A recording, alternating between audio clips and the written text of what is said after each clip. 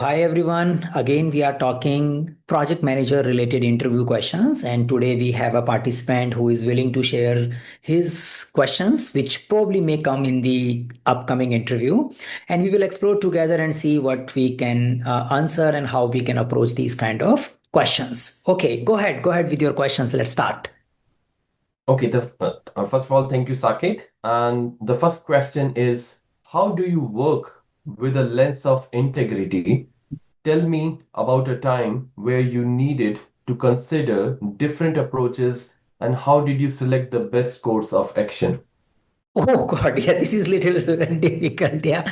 So somewhere it's more like a very open-ended question, but I would say, yeah.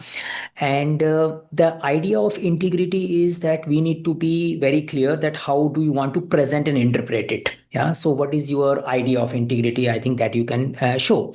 So basically, you can focus on few aspects. Yeah, you can do a little bit research as well, but few aspects like maybe you can say I want to make sure I remain authentic. I do whatever I say. Yeah, I remain committed to our organization policies and guidelines. And you may also talk about some of the experiences where, say, there was a situation in the project, we could take a shortcut, but we have committed to our the quality requirement and quality expectations. And you reminded your team that we should not be targeting short-term goal by taking shortcuts and communicating things which is not aligned with our organization values and principles, and we should commit it to something which we want to do as an organization. So you can bring those kind of ideas. Yeah, that's a possibility. But I would say it is whatever you say. Yeah, you should be open for follow-up conversation here. So it is not like I just answered it. Maybe the person will say, okay, who were the team member? Why even they come up with the idea of taking shortcut? What kind of pressure they were going through? How can you ensure that in future they are very clear about what is important for our organization, what are our values?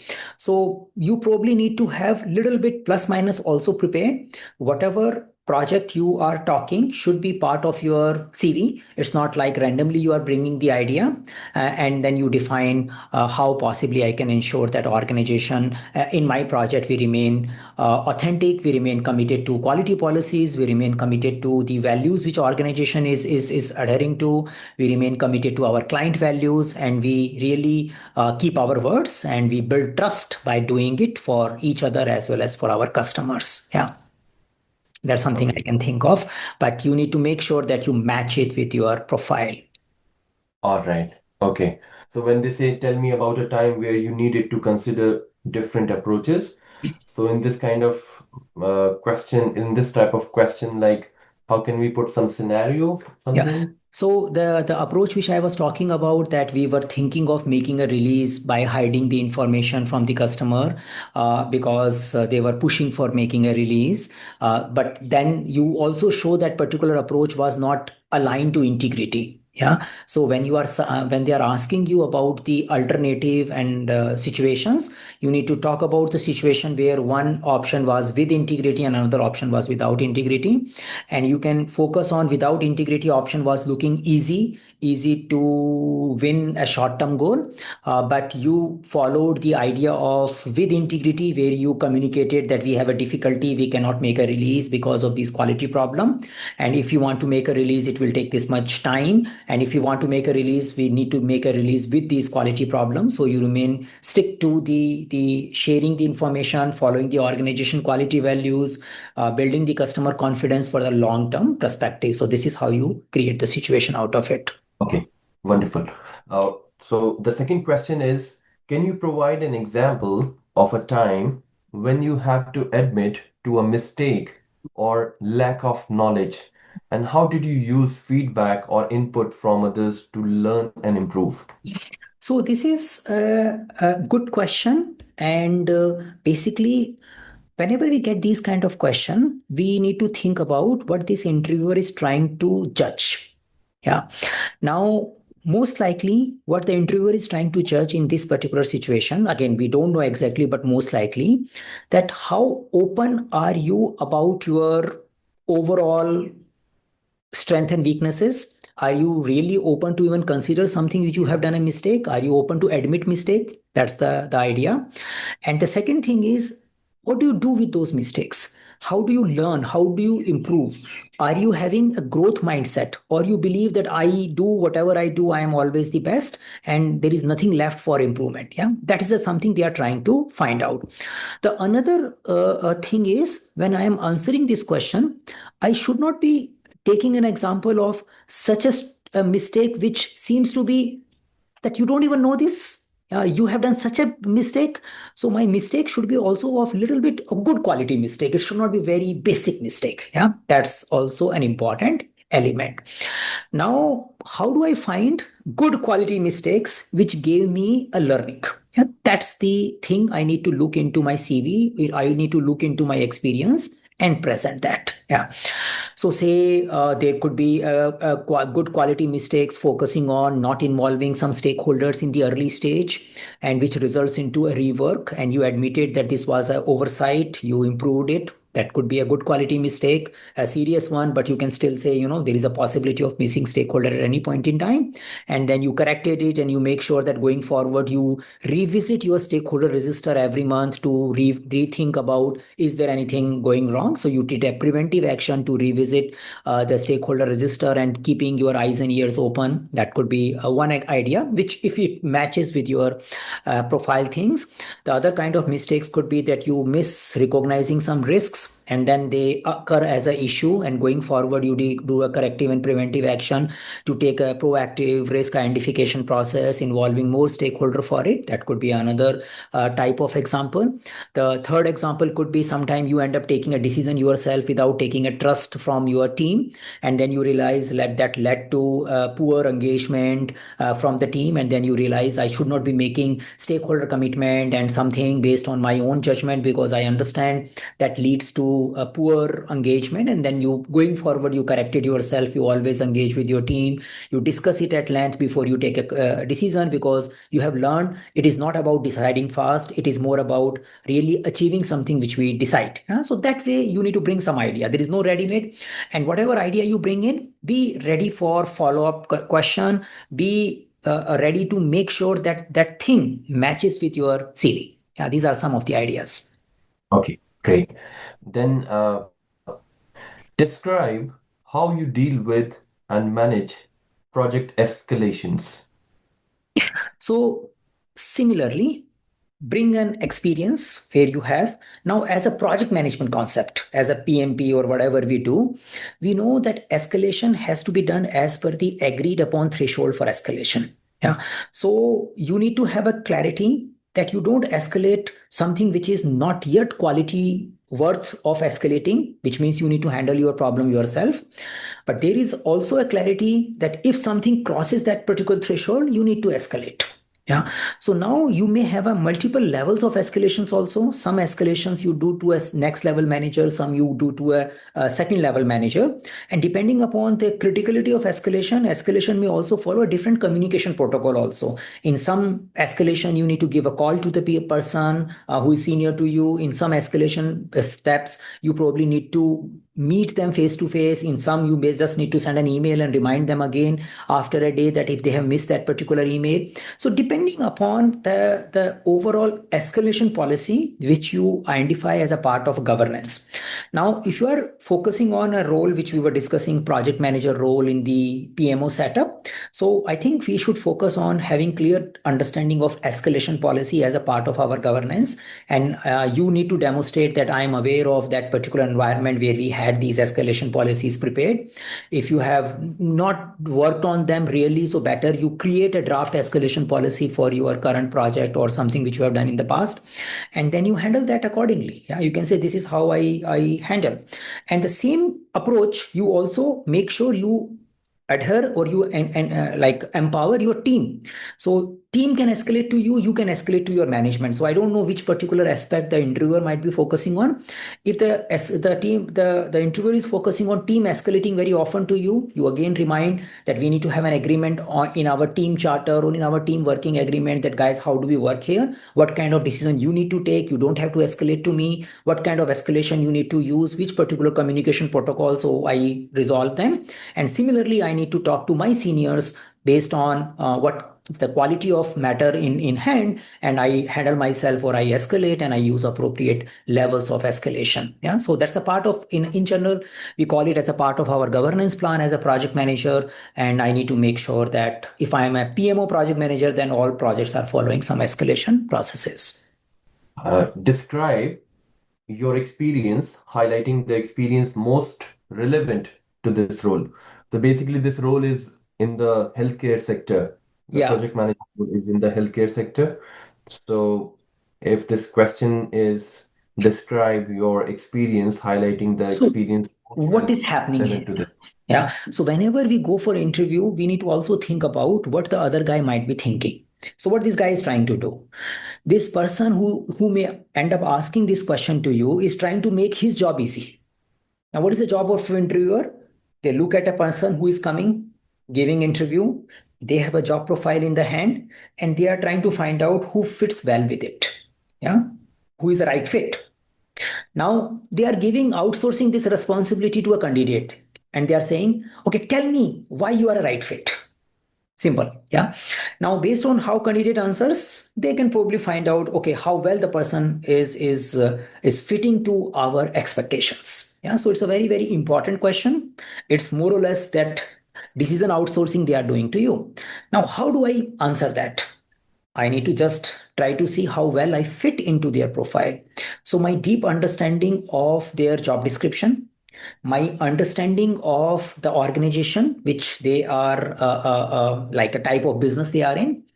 Now, if I have done similar kind of domain, now organization may have many characteristics, job description may have a many characteristics, and you may not fit to all of them.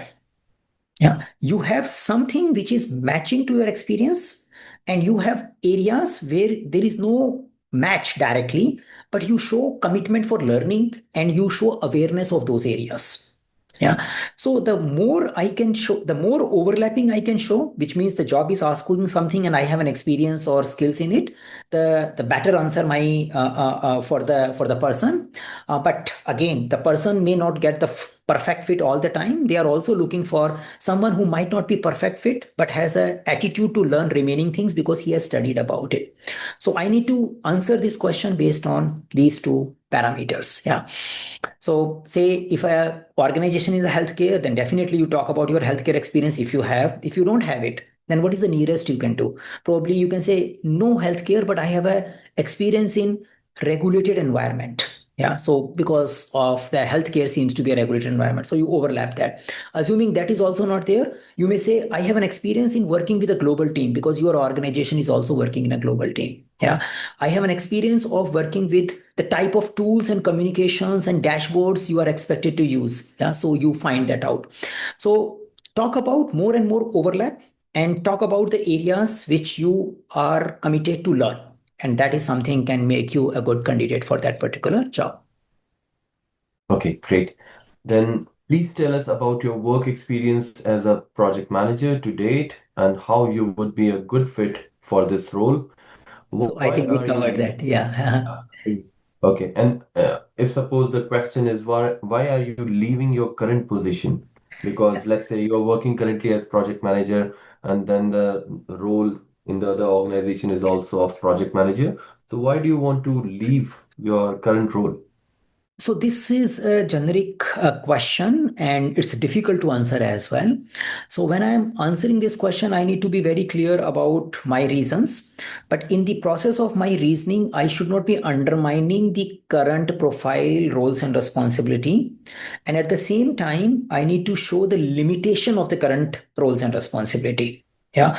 So you talk about that, I'm doing good, but this is it. I am trying to go into a global organization. Trying to go into a client based work. I am right now in a service thing, but I want to see it my next level where I am working in a product space. So, whatever this company is offering you, yeah, the future company is offering you, and whatever is your current company is offering you, you need to find out appreciating the current company and also bringing very clearly that what thing you see in the future company which is different from your current profile, which is making you motivated to try a new growth opportunity. Yeah, so this way you have to answer. If you have a clear reasons like I my contract is finishing, if the project is closing, then the process is easy. Yeah, but assuming you are stable in a current job and you are looking for the next job, then this question becomes more important, because as an interviewer I am also worried. What if I offer the job to him and he will not join?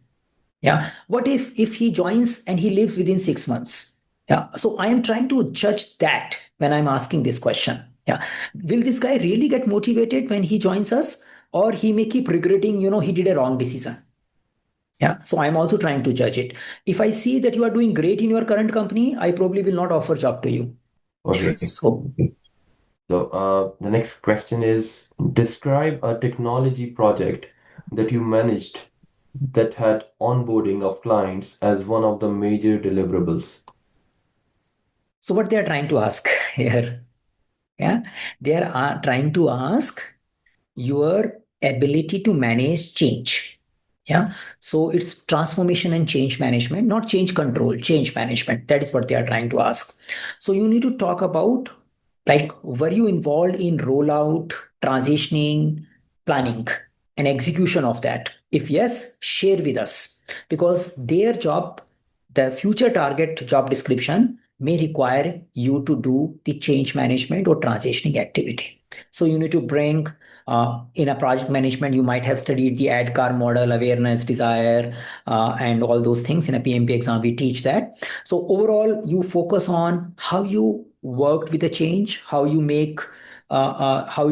assisted your organization to get rid of the resistance for the change some users were showing, how you provided the training, mentoring, support to your users, what kind of help desk system you established for them, what kind of technical data migration and other thing you did or your team did, so that they onboarded to the new system. Yeah, so out of your project experiences, find out the one where you were also involved in change and onboarding, so that people really start using your product. Okay, great. Then tell us about a time you had to work on several concurrent projects for multiple stakeholders. What expectations did you set? What tactics and strategies did you use? So this depends upon your CV. You can't randomly answer it. If you show in your CV that you have been supporting multiple projects, then you need to bring that example in front of you, the profile. If you don't have that experience, then you will say that in general, I have never managed more than two projects at a time. Yeah, because that's what your CV tells. But I can envision these are the things possibly I will do if I am handling multiple projects. Yeah. So you need to talk about a hypothetical, some principle oriented things. Now, principle oriented thing could be that I need to focus on clarity about our working agreement. I will empower the team more. We may have a team leader who takes care of execution related responsibilities. So if I have to create a decision making and involvement matrix, if I am involved with multiple projects, I will identify which are the area which will come to me and others which has to be taken by the team or team leader level itself. So I will make sure that working agreement is well followed. Yeah, because that's how I set the expectation. Similarly, I will also set the expectation with my stakeholders, what kind of information they directly get from the team, what kind of information they will get from me. So I focus on clearly defining the working agreements, and then I play my role as per those working agreements. Yeah, but be careful, because you need to match it with your profile. Okay, then give an example of how you managed ambiguity in a project. So we are becoming, like, we are living in a VUCA world, which is a volatile, ambiguous, uncertain, and all this thing. So ambiguity is always that you can't see it beyond a point. Yeah. So as a project manager, we always handle ambiguity. Now, the current way of handling ambiguity, which is agile ways of handling it, frequent validation, progressive elaboration. So we talk about, even if I'm following waterfallish approach, but there is always an idea of progressive elaboration. There is always an idea of frequent demonstration of the work. Yeah. So now somebody may say that when you are doing frequent demonstration and progressive elaboration, then timeline and other things may become at a risk. You can say, yeah, that also we have a working agreement about understanding the current timeline, current estimates may evolve over a period of time because we are chasing the goal which are ambiguous. Yeah. So having appreciation of ambiguity rather than you assume that I know everything, making stakeholder aware that whatever understanding we have, it is not yet complete. Yeah. So making sure that stakeholder also appreciate that ambiguity. And then depending upon the life cycle, if you're following agile ways of working, then periodic iteration review, sprint review helps you in clarifying things. If you are following predictive life cycle, then periodic phase gate reviews, periodic health check reviews helps you in replanning and forecasting what is coming and next. But in general, engagement and continuous planning helps us in handling the ambiguity. Okay, great. Question 9 is the sponsor has informed you at the start of the project a very aggressive go live date and is expecting you to deliver by that date. What would you do? So in the beginning, you don't have data. Yeah, you need to focus on what is the reality in general. And that's a very common thing. You might have seen these kind of things in your projects. So look at your CV and talk about which project has that information. You can say, in this project, I had this problem. So you can say, in my CV, there are 10 projects or 5 projects. I have 10 years of experience or whatever. And the project C started with that mindset. We already had a stakeholder committed date. And actually, you may have that situation. I had that situation before even I started the project end date was expired. Yeah, that could be another extreme situation. Sponsor already gave a date but to the stakeholders and they said, you are already late. Yeah, or maybe you are only left with 1 month because we delayed the project coming to you. So you have all those information, they are in front of you. Now what do? You just have to live with the current reality. Yeah. Now you need to make sure you make people also appreciate the current reality. Now you learn in your PMP exam conflict resolution, difference of opinions, a conflict maybe. Now as of now, you can't just jump and start talking about it because you don't know how much it will really take. So you appreciate their concerns, you appreciate what are at stake, yeah, for that particular date, and there is always trade-off. Things are possible to be like we can achieve that particular date provided we do a lot of crashing and fast tracking. Should we do it? Is it really feasible to invest double the money which we initially thought about investing for this project? Sometime maybe. Yeah. So you need to bring up the options. You can't say it can't be done and you can't say it will be done. Yeah. You are a pragmatic guy, you are a delivery guy. So you go with that mindset and you can say, yeah, I will put a facts and figures in front of me first, but it will take time. Maybe on the day one, I can't say. I can say, thank you. Thank you for sharing your concern. Thank you for sharing your priorities. I need to work with my team and we will figure it out what is in the benefit of everyone in the organization. That's your goal. Yeah. So you bring those people together, you do the estimation, you bring some what if scenarios. What if scenarios talks about possible alternatives, early delivery with the partial features, later delivery with the full features, may talk about doubling the team size and increasing the expenses and still achieving that particular time. Or maybe third scenario, which may talks about let's delay this, communicate to all the stakeholder, it is not feasible to deliver it, then do it. The fourth scenario, which many project manager end up doing in reality, they just remain silent and they focus on we will do it. Yeah. And after 1 month, 2 months, 3 months, they tell it is not possible. That's something you should not be doing. Anything else is good. Great. Then, what tools or knowledge would you use to manage the life of the project or release? So they are PMIS, life cycle management tools they are asking. So how do you manage overall work? Yeah, you may talk about MS Project if you are using the whatever tool you have used, or you may use Jira or Asana. So they are talking about that. How do you manage project life cycle? How do you see where documents are and how are you moving it? So you just need to talk about project life cycle management or work management tools. Okay, great. Then describe your leadership style and what strategies you employ to effectively manage a cross-functional team. So it is all about they are asking you how do you work with your recent team. Yeah. And how do you make sure that they had a good communication? How you delegate it to them? Yeah. So talk about the experience which is coming from your recent project. You are expected to demonstrate that I am giving as much freedom as possible to my team.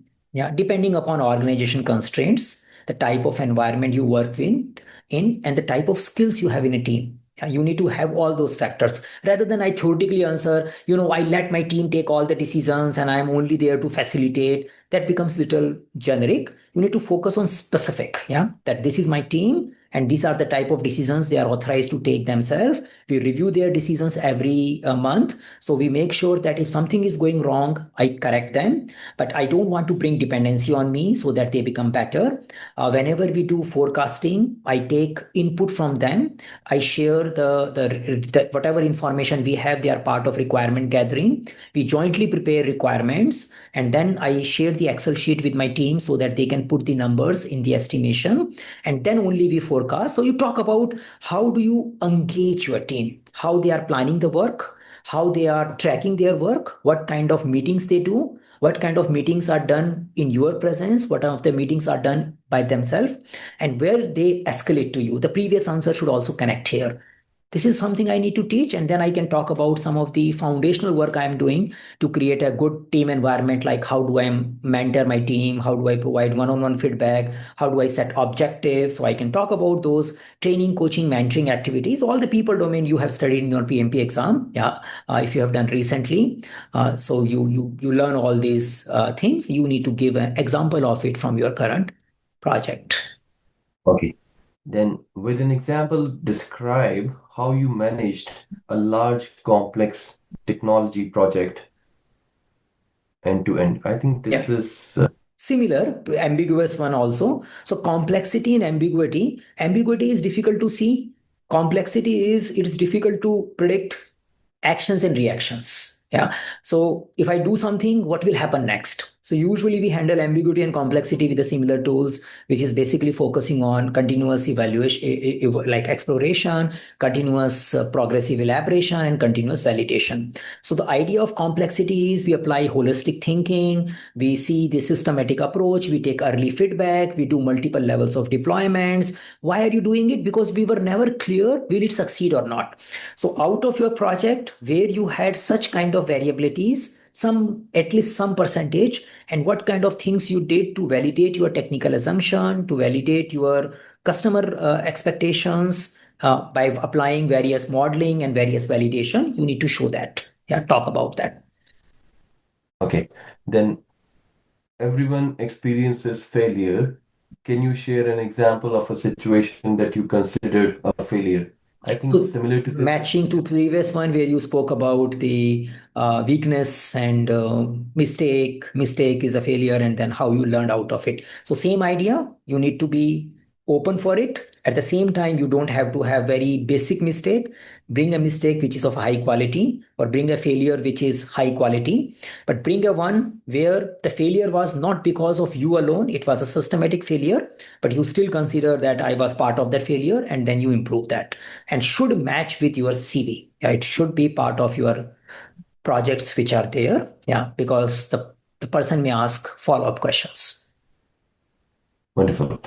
Okay, then if all of your team members are in a room and we ask them to describe your strengths and areas of improvement, what will they say? So this is something I also posted in my LinkedIn recently, and I basically posted as a point, as a Scrum Master, what you think your team appreciate about you. Yeah, that's something. So I only focused on strength rather than weakness. Yeah, but that's there. Yeah, and maybe the second question could be, what do you think your team will say you need to improve? Yeah. Now you can definitely bring some ideas here, but the follow-up question, if comes, is the most important, which asks, how do you know that?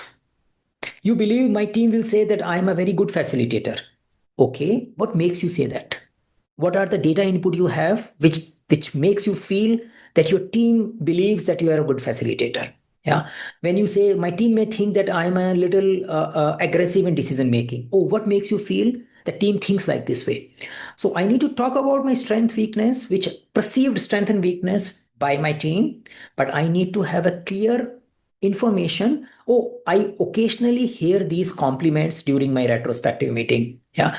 Or I occasionally hear these complaints from my team, or I have conducted a feedback session in the last retrospective, and this is what we discovered. Yeah. So it is just not answering strength and weaknesses. It is answering by showing that I always open for learn about myself. I am aware. I am not in a air dreaming that I have the strength. I have a self awareness, and I really validate my self awareness. So you need to, like I posted on the LinkedIn this particular post a few days ago. So that's the idea. You need to demonstrate that awareness part of it. Okay, great. Then, under what conditions do you do your best work? What trait has helped you succeed? What challenges you foresee, and how will you mitigate them?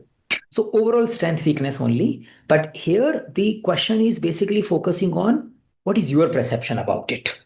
Yeah. So they want to hear your failure story, your success stories, and how you handle it. Yeah. I don't think if the previous conversations are done, then this question will come. More or less, the answer remains the same what we discussed before.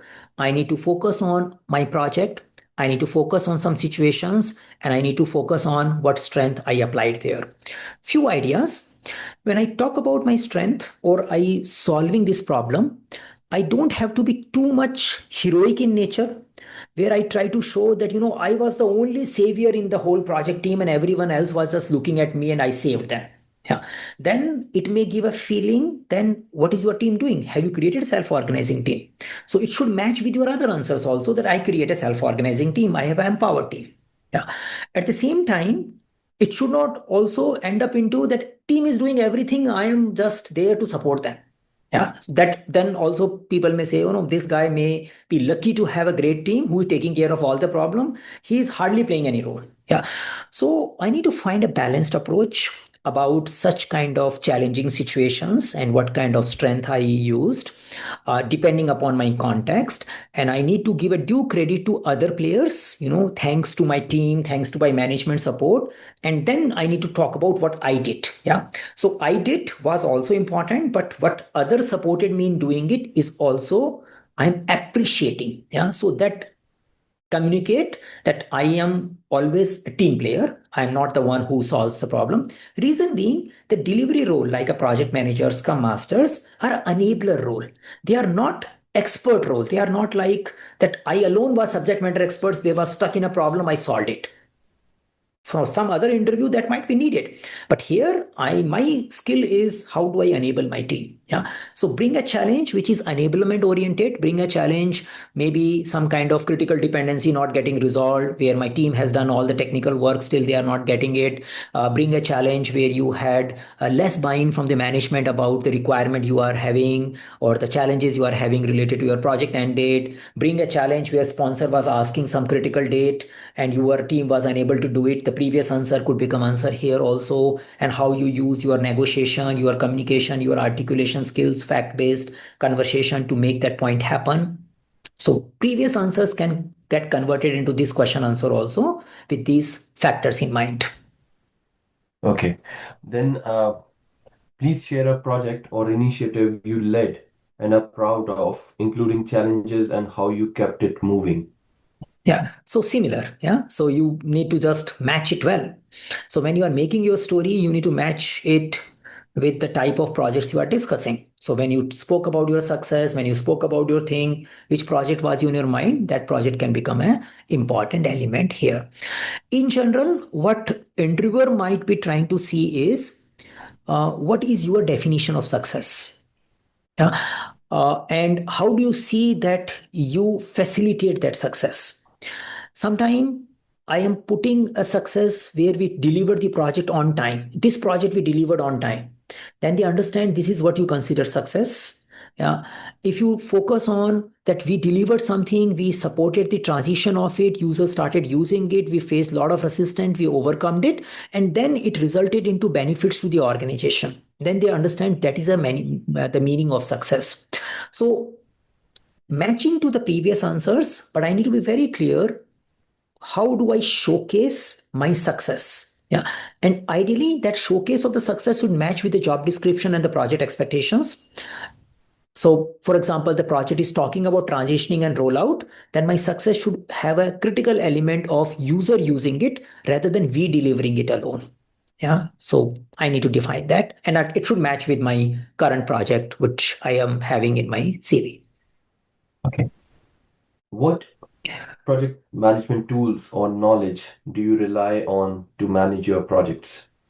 So similar project lifecycle management tool, project management tool, you can talk about if you're a part of some communities where you can get some templates. You can talk about some of the project management coaches and leaders you follow on social media. So what they're trying to see is how do you remain continuously updated about what is happening. Yeah, what kind of community you are part of it. If you are a part of a PMI chapter, you can explain that. If you are following some of the thought leaders who are giving you new ideas, you can share about them. You can talk about what kind of inspiration they gave it to you, and then you can talk about the other tools which you are using as your PMIS. Great. Describe a time when you had to deal with competing priorities. How did you manage them and stakeholder expectations?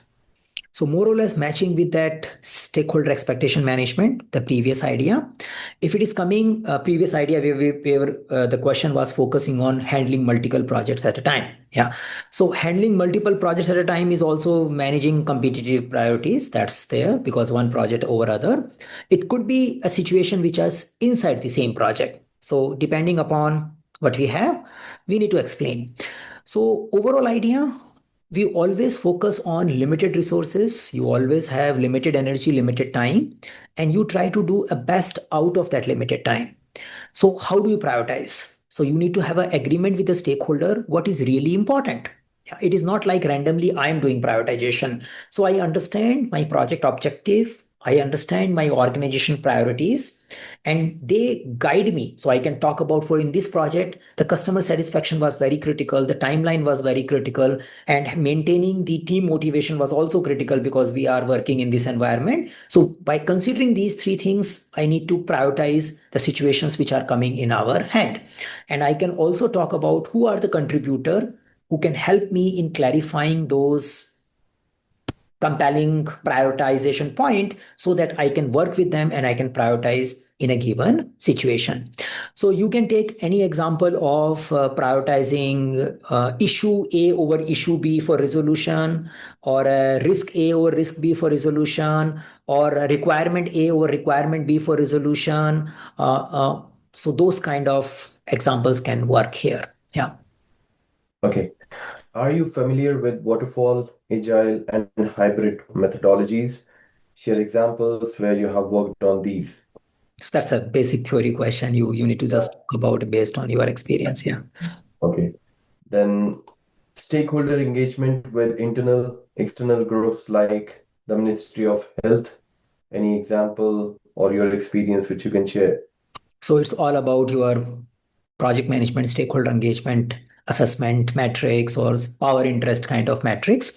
Maybe you don't use the word power interest, but you talk about that in a given project, I had X number of stakeholders and we grouped them into these categories. Don't talk about power interest as a word, else it will look theory. You can talk about like senior management, technical experts, vendor, compliance group, representative. You had these kind of classification.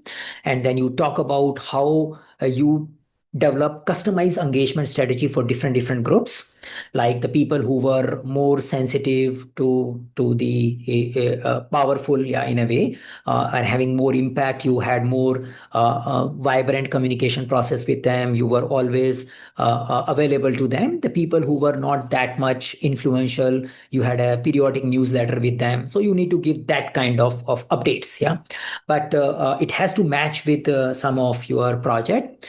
Pick the one which has 100 plus stakeholders, maybe not necessarily all are at a scene level, but you show how you manage your stakeholder register, how you managed the engagement with it. Many times in the real project management, we don't create engagement strategy separately. It could be pretty much part of the communication planning itself.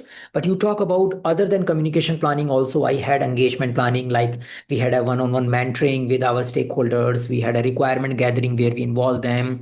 So depending upon various things, maybe some places in a regulated environment, engagement based on sign-offs only. I take sign-off from these kind of stakeholders. So I need to bring the story based on what I do in my projects.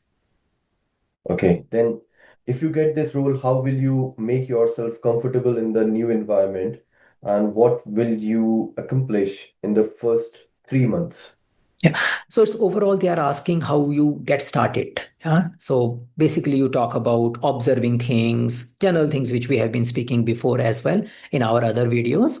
Wherever I'm entering into the system, I try to be more observant, more helpful, rather than I try to be dictative and sharing my advices. And I try to learn a lot about the organization, enterprise environmental factor. I try to learn about organization process assets. I try to learn the type of problem my teams are facing, and I start becoming helpful in all those processes. Yeah. So you can talk about the experience which you had before. You can say, oh, I recently joined this particular project team, and these are the things I did, rather than I will do, I will do, I will do. Yeah. Rather than doing that, you bring an example. Yeah. And these are the type of meetings I started attending. I studied about their business. I studied about their organization processes. I worked with the PMO closely. I learned the tools which they were using. I saw how to prepare reports in those particular tools. And then gradually I started supporting my team in resolving issues which they were bringing to me. And then over a period of time, I started having informal interaction with the stakeholder in the team. And then I got into the system, and that's how I started supporting them. Yeah. So you try to show easy entry or a slow entry, but always a learning based entry. Wonderful. Then share an example of working with cross-functional teams and simplifying a technical concept for non-technical staff.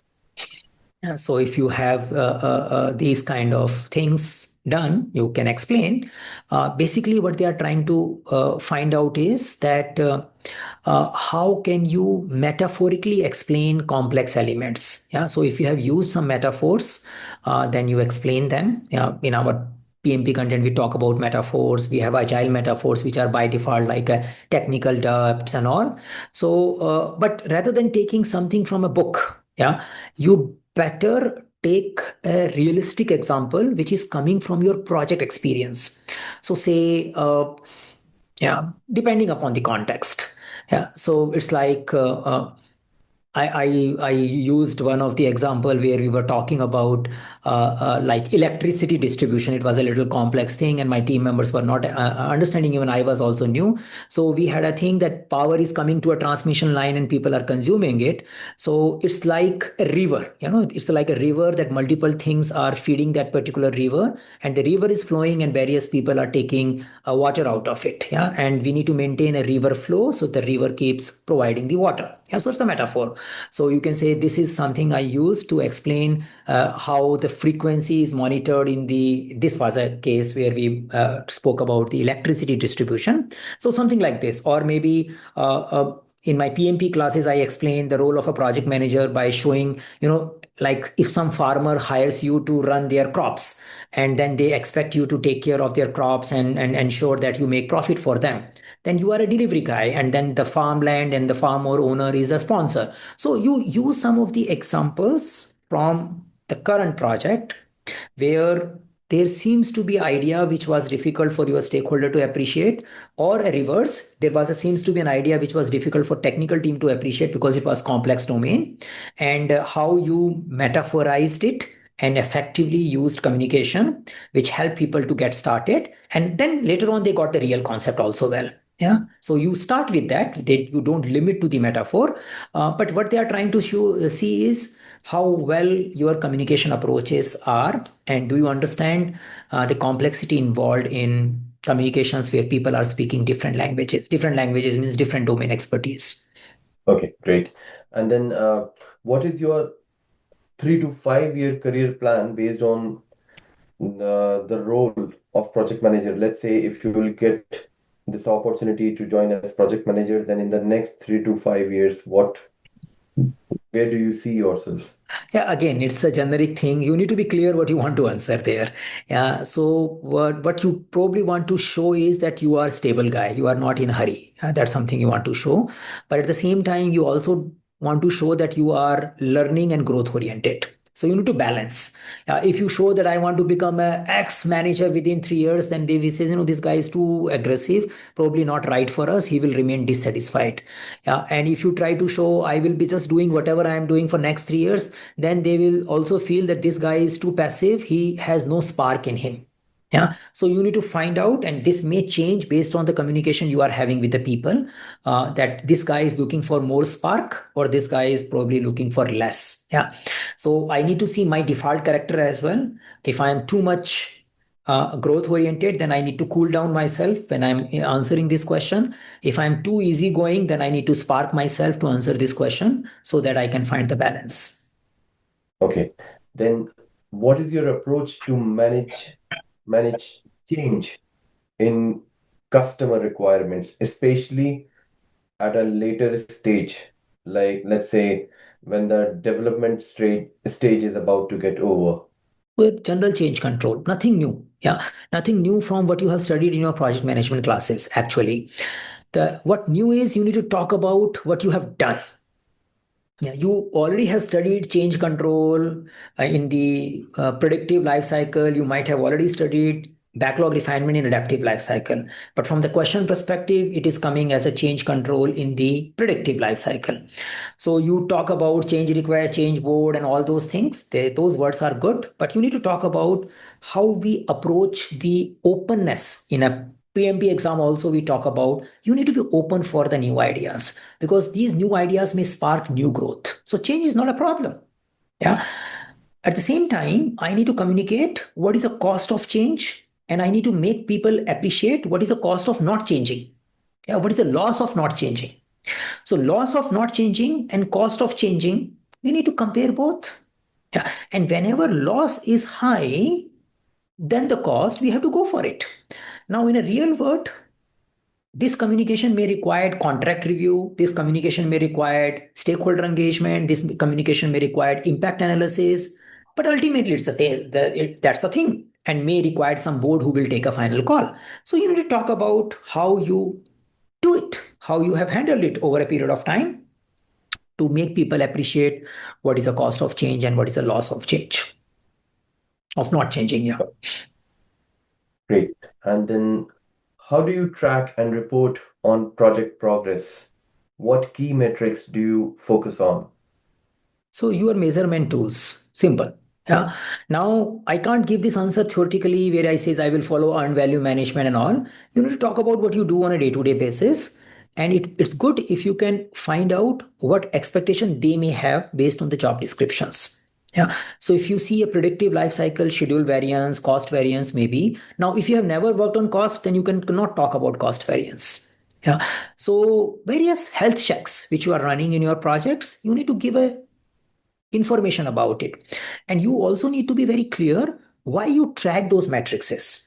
We can say we track schedule variance, we track cost variance, we track risk, we track issues, but not necessarily everything you need to present to the management on a weekly or monthly basis. So what kind of project status report you prepare? What kind of key information goes in your project status report? Why they are there? What is a recommendation from your organization PMO? If you have never worked on those environment, then you have a little problem because you need to understand such kind of things are going to be governed by enterprise PMO. They are not just project oriented alone. Something can be added from the project as well. So there could be an agreement between enterprise PMO group and the project group that these are the matrices we are going to follow, and they will be part of our quality management plan, overall project management plan. We will follow them, and periodically we review them. Every 1 month, 2 months, we do a lesson learned meeting to find out do we need to update some of the measurement tools. Now, with this thing in mind, I need to talk about 5 or 6 key parameter which we present in our weekly status report and why.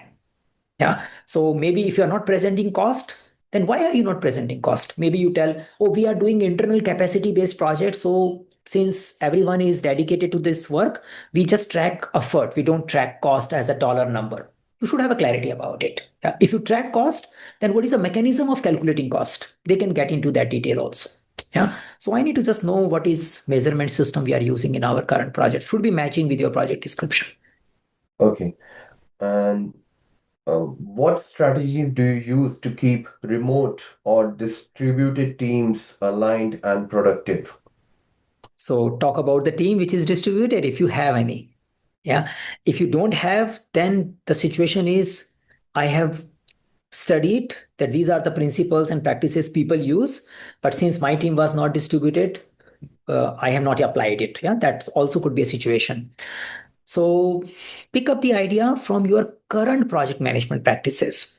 So overall, what you learn in your PMP classes, the distributed team, remote team will have a risk of people working in silos. The communication error could be more. You need to manage multiple time zone. You need to manage availability of hours. You need to have a very explicit communication protocol.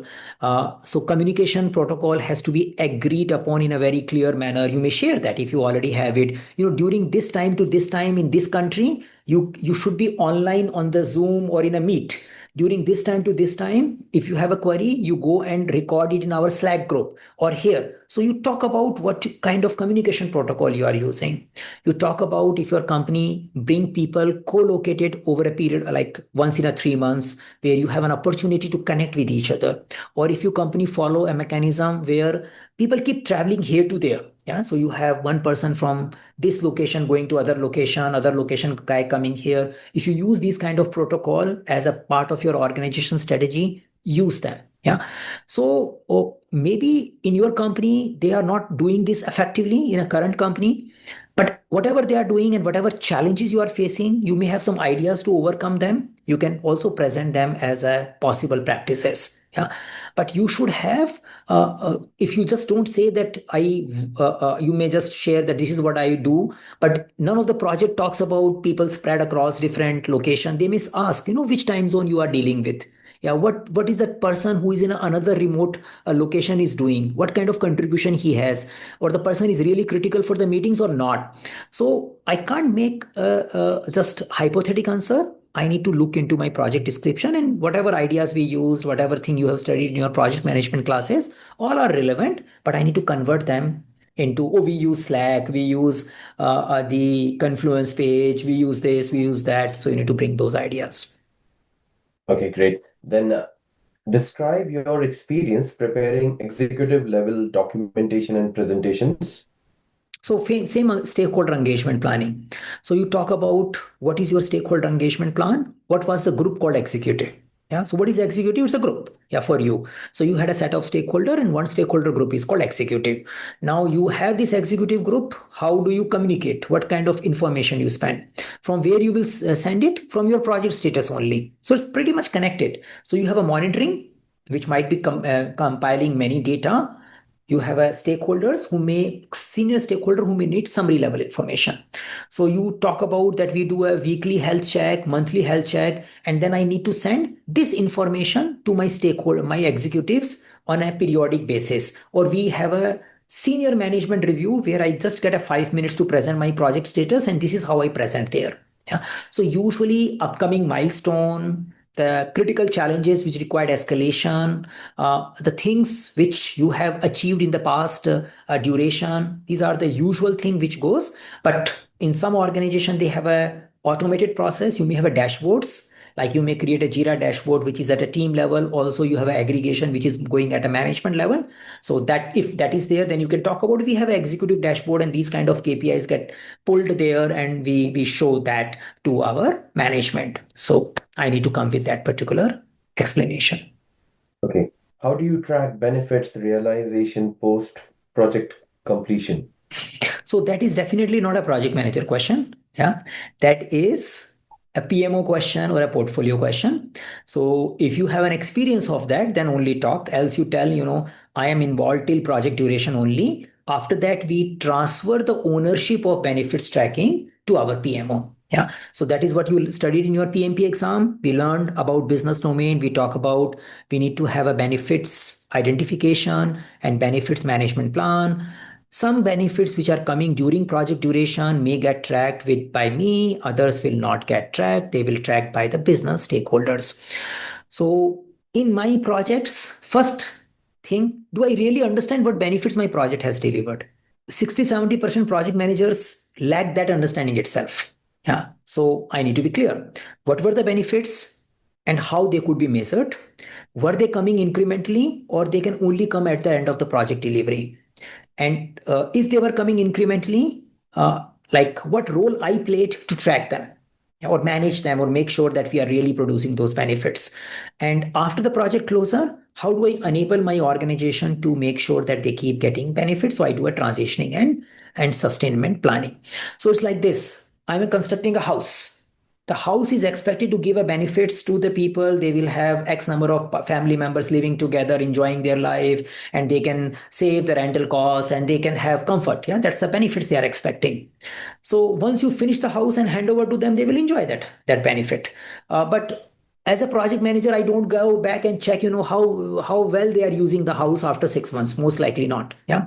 So what I will do, I am a construction project manager. If my construction is the scope, I will just make the house and deliver it. But I make sure I communicate and transition all the details about the house, like power backup system, maybe the elevator uses, maybe various electricity details. I will make sure I train them. Yeah. So whenever I am handover, I do a transitioning so that those benefits can be understood by the people who are living in that house and they can take care of it.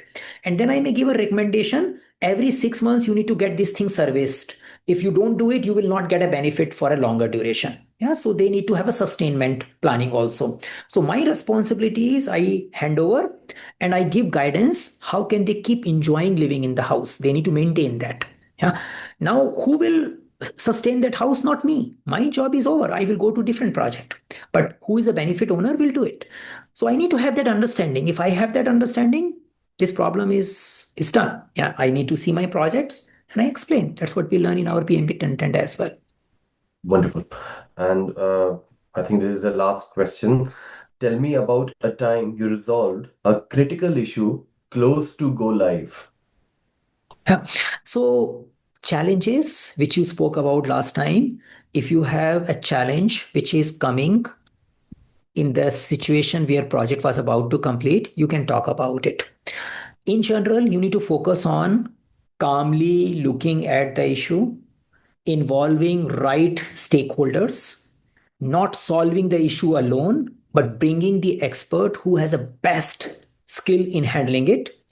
Why they could not solve it themselves? Because they were stressed because of a close go live date. They started blaming each other and there were too much confusion. And that is what the role you played. You make sure that people start focusing on solution rather than focusing on, I told you 3 months ago, I told you 6 months ago. And you maybe in some situation you ask for external help. You can demonstrate how you have well network in your organization.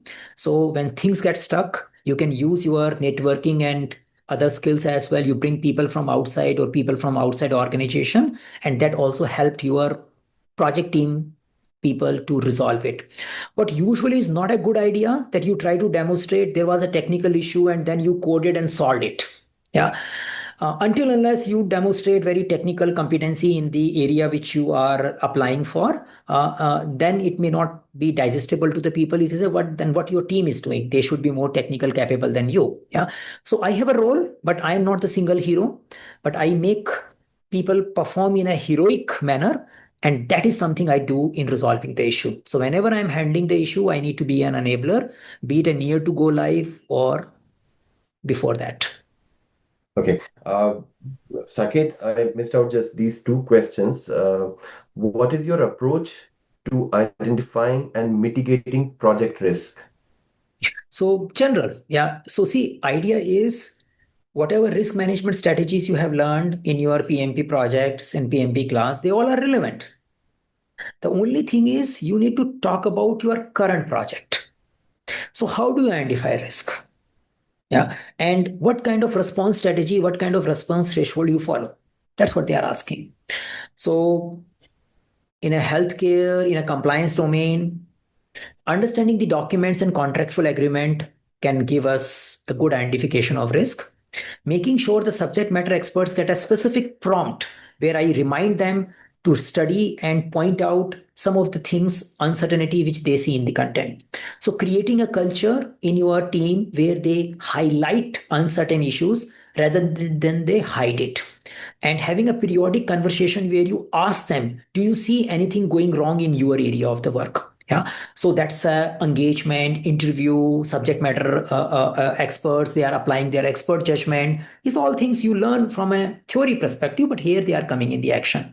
Now, there could be management risk, which you should identify. Management risk related to, for example, the timelines are not sustainable. The team is feeling stressed. You have a lot of technical shortcuts getting accumulated. Your prioritization is not in a holistic manner. Yeah. So those kind of risk might be identified proactively by you as well.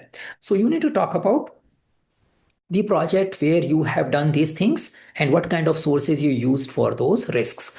Now, after doing, then you talk about what kind of management approach you take. When do you think the risk need to be responded? How do you even quantify a risk a severity? Do you use impact and probability metrics, or you don't? You need to talk something which you do, and then talk about what kind of risk you usually try to avoid. If something is going so drastic, we probably don't go with. What kind of risk you usually have a escalation protocol identified, you explain with the example.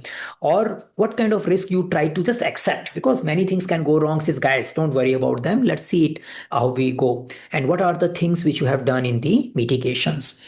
The good follow-up question could be, they will tell, give me an example where you have identified a risk which saved and you mitigated it well, which resulted into good saving for your project. If you, like, if there was a situation, if you have missed identifying that risk, you later realize you could be in a big mess. So how a proactive risk management helped your team, your organization in saving something? That could be a question which ideally should come after generic understanding of risk management approach, and you should be explaining it based on your experience.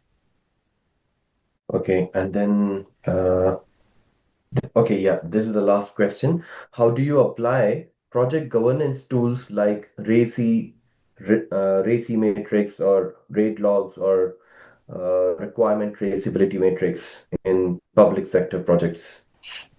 Or Experience of these tools, you should be talking about it when you spoke about the governance plan. First, you need to show comfortable with these tools. You can say, oh, roles and responsibility matrix is just a one way of clarifying who is expected to do what. In our project, we have it at a contract level where we are clarifying the roles and responsibility between we and the vendor and the compliance groups and all. And then we have cascaded it at a team level as well. Yeah, so you talk, yeah, because you need to maintain, if you are working in a multi-stakeholder, multi-departmental space, then you need to make sure that you are taking care of those roles and responsibility, and it should be as per the agreement with our enterprise PMO. Now, raid metrics and all, they are all as a summary level executive tool. So I basically shows my awareness. I talk about risk assumptions and dependencies and all those things, issues, and we have a tracking of it. It's a part of our overall governance process. If you are using it, you can say, oh, we don't use this, we use something else. You can explain that as well. Requirement traceability is actually a requirement management tool. It is not just a governance. We just ensure that we are really meeting the requirement which we have started with, a predictive lifecycle tool. So if you are doing a contract based project, you talk about, yes, we initiate a requirement traceability based on the contractual requirement. We have a contract section, that's the first column. And then when we do a requirement gathering, we prepare a requirement document. Then we map each requirement which we gathered in detail to a contractual requirement. And then when we do a WBS, this is how we ensure. And when I go for transitioning and UAT, I keep my requirement traceability handy and I show it to my stakeholders so that we get an acceptance to the deliverable faster, and we resolve issues if they are coming up. Oh, this was a requirement, this was not part of the requirement. I use it, those particular tools. So I assume if someone is asking these questions, they are trying to understand, have you used some of these tools in your project? And if yes, how? okay, great. That is it, Saket. Great, great. Yeah, so thank you. I think there was interesting questions, and overall, you just need to match it with your experience. My final advice is everything should be under your CV boundaries. There could be 10-20% interviewer who may not connect the dots. They just ask the question and they just take your answer as it is. But I believe 70% to 80% interviewer will try to see, is it a complete story? But yes, thinking about these things in advance, makes you little ready so that you can answer those questions in a more effective manner, and also ensure that you remain consistent rather than you add some inconsistent stories in your interview. Yeah. Good. Awesome. Thank Yeah. you so much. Really Thank appreciate it. you. Yeah. Nice connecting. Yeah. Bye now.